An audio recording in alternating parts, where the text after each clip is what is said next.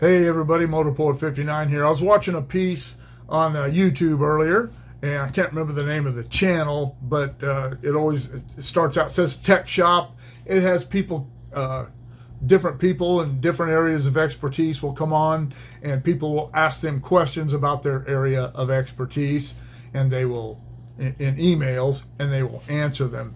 And this one was about the Cold War, and one of the questions that someone asked was about McCarthyism and was it a good or a bad thing. I don't think it was a good thing. I don't think it was a horrible thing, but it wasn't a good thing. I don't think it was necessary.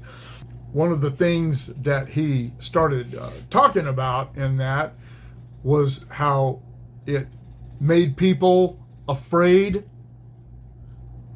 to speak their mind, to say anything about anything or about anybody for fear of being labeled a communist, because even if it wasn't true and there was absolutely no evidence against you, you were done. It ruined movie people's careers. It ruined people's personal lives, just Joe Schmoes like me. It seems like all you had to do was piss off the wrong person. And your neighbors were snitching on each other and people were pointing fingers, and ruined a lot of lives and ruined businesses. It was ridiculous.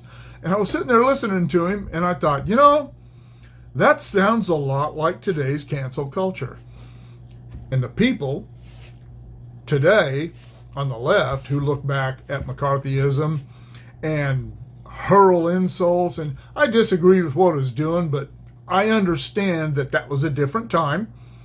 Communism was a very real thing at that time, and we were right to fear it.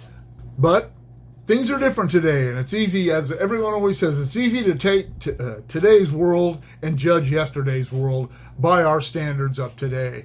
Hindsight's 2020, and while I understood it,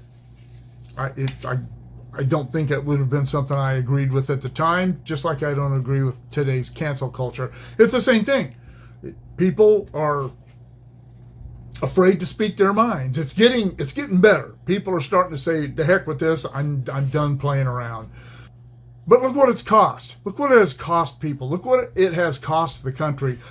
Look how many people have been ruined. Look how many people have been picked apart by the cancel culture.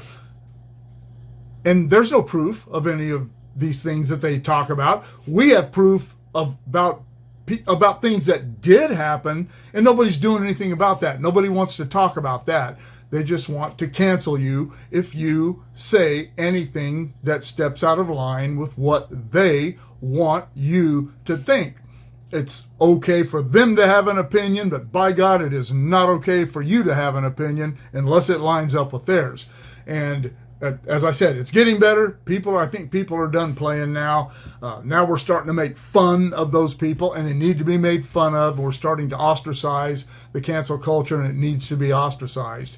But it just, as he was speaking and saying that stuff, McCarthyism and today's cancel culture are two sides of the same coin. And those people who today look back at McCarthyism and talk about how evil he was and how evil that whole process was are the same ones who support cancel culture today.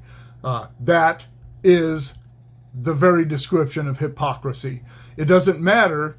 Hypocrisy is not an immediate thing. It's not about if you say something right now in 5 minutes, you say something that contradicts that. Hypocrisy is historic.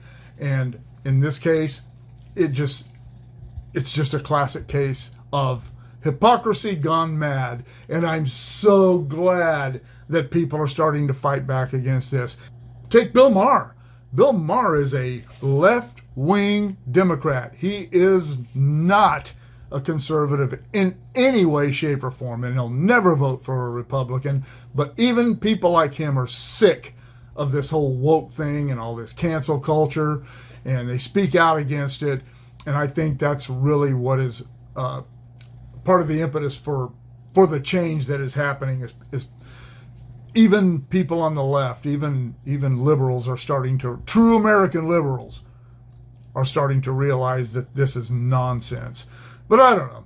It just made me think of drawing the comparisons to cancel culture today and McCarthyism, which was just another form of cancel culture back in the 50s. What do you think?